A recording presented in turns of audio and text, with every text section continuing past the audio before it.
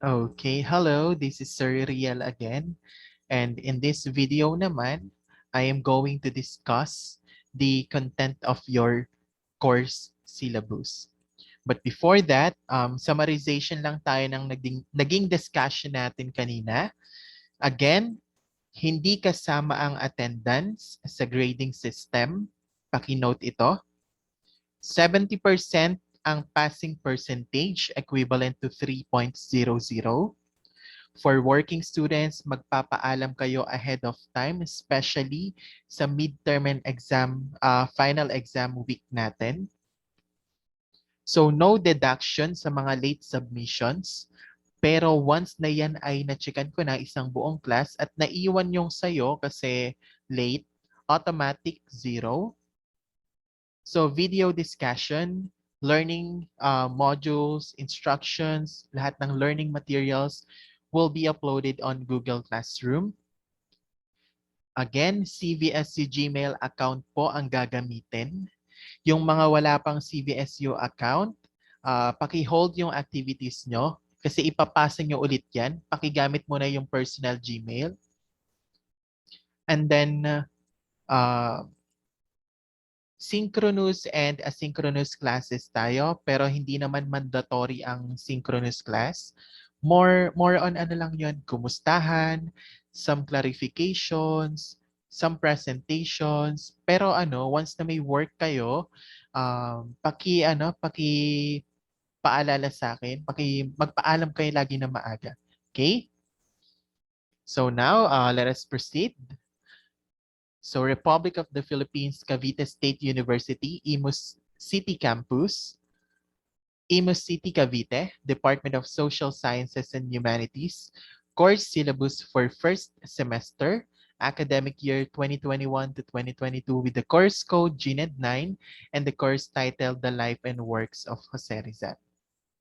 For the course description, mandated by Republic Act 1425, this course covers the life and works of the country's national hero, Jose Rizal. Among the topics covered are Rizal's biography and his writings, particularly the novels Noli Me Tangere and El Filibusterismo, some of his essays and various correspondences.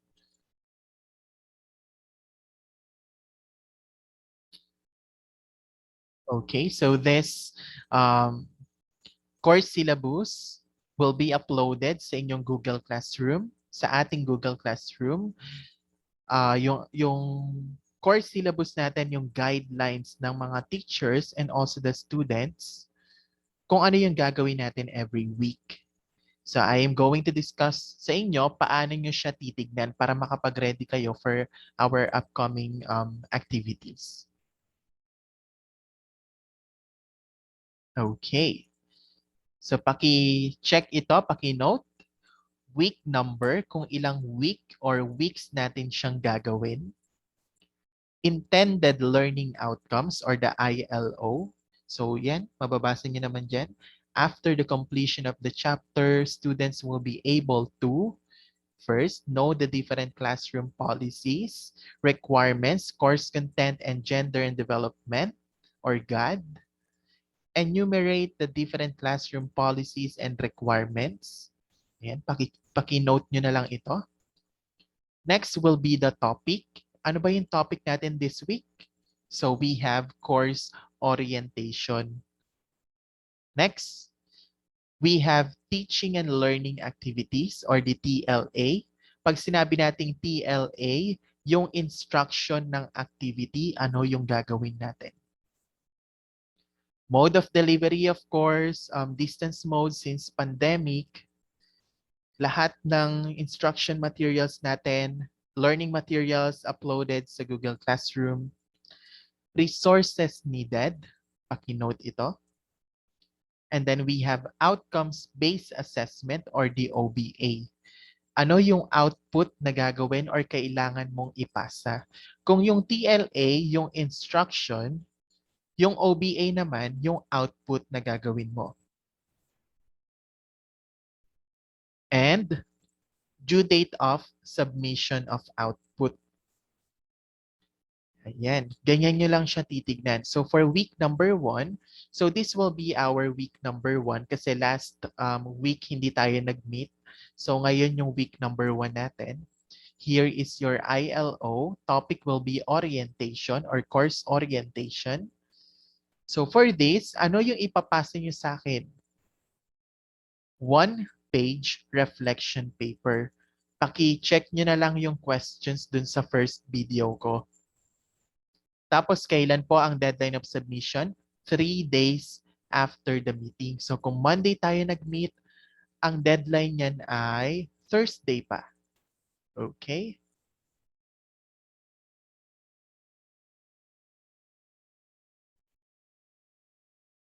So now, so next week, mag-start na tayo ng discussion natin. And for week number 2, we will going to talk about introduction to the course. Lesson number 1. Ayan. The Republic Act 1425, also known as Rizal Law. Okay, yan yung magiging lesson natin for week number 2. Paki-check nyo na lang ulit yung intended learning objectives. For this, yung TLA nyo, your activity, fishbone diagram, history of Rizal's Law. Ano yung output na ipapasa or outcomes-based assessment? We have fishbone diagram. Kailan po ipapasa? End of week 2. Pero paki-check nyo na lang yung instruction ko. Mag-check kayo lagi ng Google Classroom kasi doon ko ilalagay lahat. Pakibasa nyo maigi.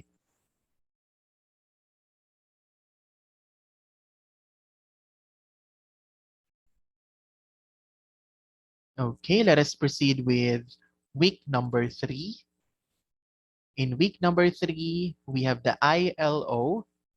After the completion of the chapter, students will be able to, number 1, appraise the link between the individual and society. Second, analyze the various social, political, economic, and cultural changes that occurred in the 19th century. Number 3, understand Jose Rizal in the context of his times. For the topic, we will going to talk about Rizal's life, lesson number 1. The Philippines in the 19th century, such as economic, social, political, and etc. For this po, for your TLA, instruction again, gagawa kayo ng graphic organizer or table mapping, the changes in the 19th century, Philippines categorizing social, political, economic, and cultural changes. Ano po ang inyong outcomes-based assessment? 1-page short bond paper graphic organizer or table mapping nitong mga to. Economic, social, and political or cultural changes. Deadline, end of week 3. Huwag muna kayong gumawa ngayon kasi intayin nyo muna yung instruction ko para mas malinaw. Pero binibigyan ko na kayo ng some of ideas kung ano yung gagawin natin for the whole semester. So next tayo. So for week number 4, we will going to talk about lesson number 2, family, Rizal's family, childhood, and early education. So what will be your OBA? 1 to 2 pages biographical essay. Topic, you are going to compare your childhood with Rizal. What specific event do you think influenced Rizal as a patriot?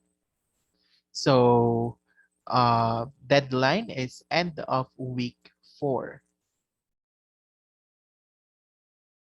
Next, week 5 to 6.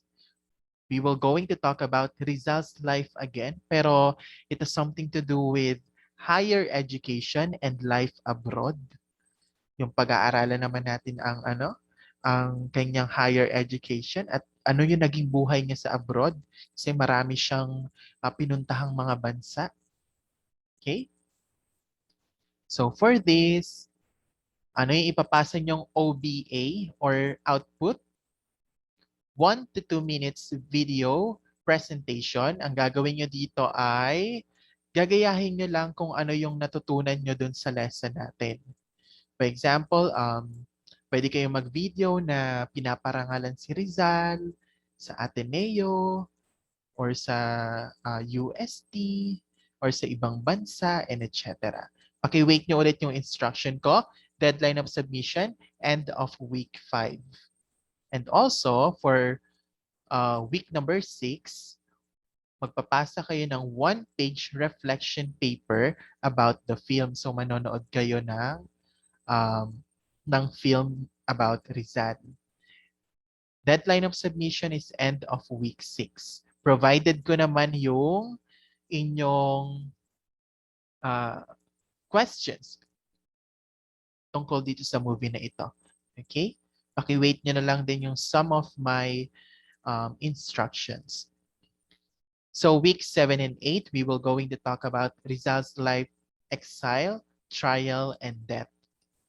So for this, magpapasa kayo ng 1 to 2 pages reflection paper about the film. Manonood ulit kayo ng film dito. Okay, pero may some of discussions naman.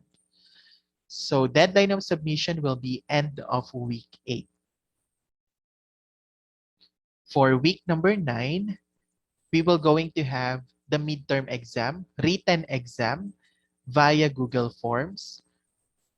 So coverage ng topic nyo, ito, simula dito sa week 2. Paki-take note, the Republic Act 1425,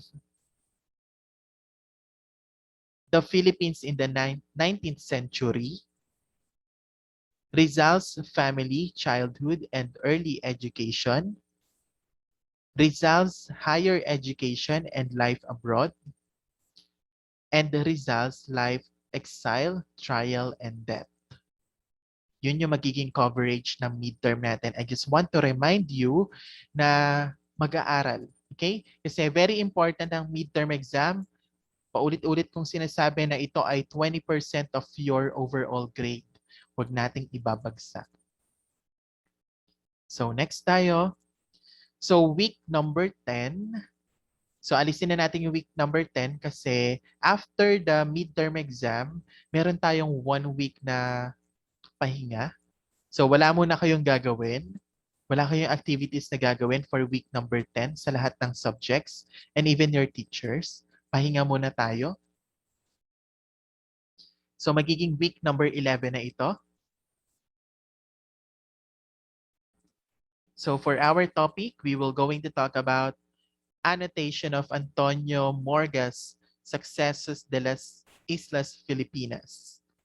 For this, you are going to submit for your OBA table comparing and contrasting Rizal and Morga's views on Filipino culture. Deadline of submission will be end of week 10. Kung mapapansin nyo, puro paperworks yung gagawin natin for this. And wala akong masyadong summative quizzes. More on one output lang per week. For week 12 to 14, we will going to talk about Noli Me Tangere and El Filibusterismo. Ayan.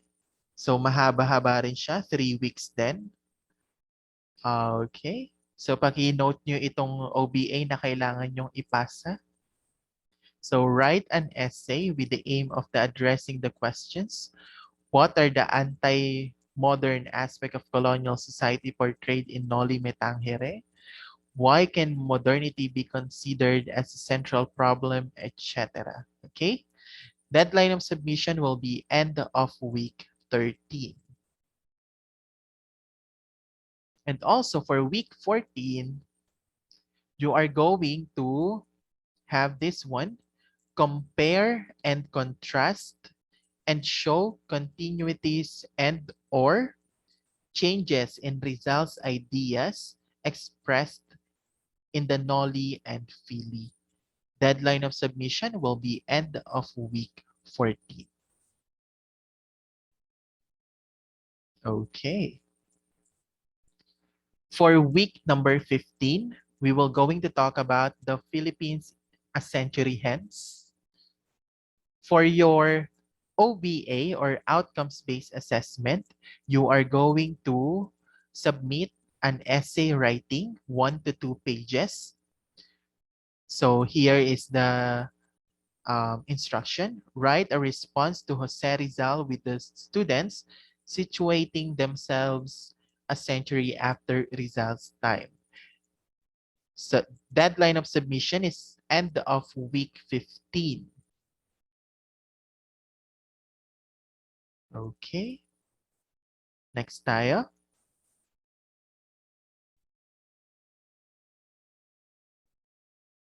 So for week 16 and 17, we will going to talk about Rizal as a subject of nationalism and national symbol.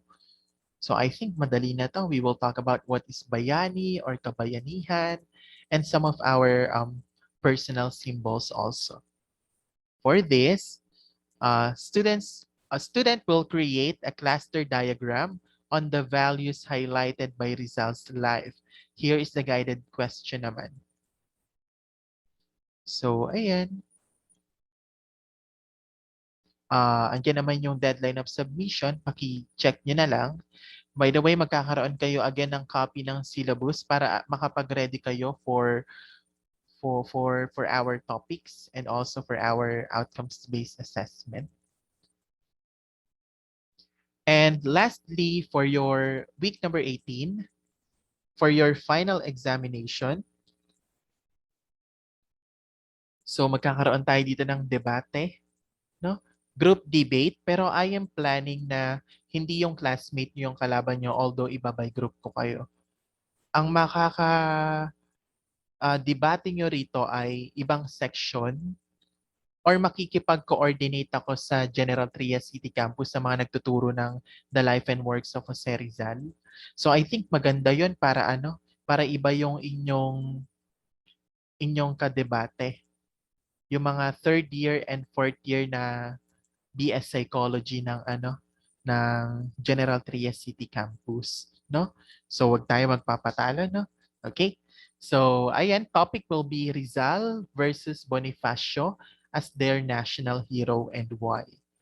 So yun, pamimili lang naman if mapunta kay Rizal, then si Rizal yung ipaglalaban natin or si Bonifacio. Since in today's society or generation, wala pa rin naman tayong kinikilalang national hero. Although matagal nang tinuturo sa atin paulit-ulit during the elementary days natin na si Rizal ang national hero. Pero wala pa talaga. Okay? So course requirements, do not forget this one. Midterm examination, kailangan makapag-take kayo. Final examination, kailangan din po makapag-take kayo. Yung mga OBA or outcomes-based assessment na 40% both midterm and finals, ipapasa nyo siya. Okay? Kasi requirement yan. For our midterm and final project, di ba? Okay, wait for a while. Ayan. Dun sa first video ko, diniscuss ko doon yung grading system. Same lang din. Okay? For the OBA, yung weekly na pinapasa nyo, pagsamahin na natin midterm and finals, 40%. For your midterm exam is 20%. For your final exam is 20%. And for your midterm and midterm and final project, ayan, will be 20%. So ganito po yan. For your midterm and final project, wala pa rin akong napagdidesisyonan if hindi pa rin namin napagdidesisyonan na ibang mga teachers na nagtuturo ng Rizal kung ano yung ipapaproject namin. So to be announced na lang po ito. Okay? Or if ever, kung wala naman din talaga akong ibigay sa inyo, automatic na yung 20% na to, sa natin siya kukunin, isasama ko na lang siya dito sa OBA. Magiging 60% ito. Okay? Ayan. So in course syllabus, makikita nyo rin dito yung grading system. Lecture, 60%, laboratory, 40%, pero andito tayo sa letter B. Nasa letter B tayo. Oh, no. Wala tayo dito. Okay. Paki-omit natin. So, lahat tayo ay lecture lang. Pag lecture, 40% ang midterm and final exam. Other requirements ay 60%. I-edit ko na lang ulit siya. So, makikita nyo rin dito yung standard transmutation table for all courses, class policies, and also yung mga references and supplementary readings na pwede nyong basahin. Okay? So, once again, ayan, I am Sir Riel, and I am very happy na I am your instructor. Hopefully na magkaroon tayo ng harmonious relationship with each other. I know marami din kayong ginagawa sa ibang mga courses or subject nyo, no? Pero you have responsibility din dito sa aking course na GNED 9, and magtulungan tayo. Okay, tutulungan ko kayo, tulungan niyo rin yung mga sarili nyo. Okay? So, lagi lang tayo magtatanong kapag hindi natin alam ang isang bagay. Wag tayo mahihiyang magtanong. Okay? So, thank you so much once again, and God bless us all. Again, I am Sir Riel. Mabuhay tayong lahat, and see you sa ating mga virtual classes.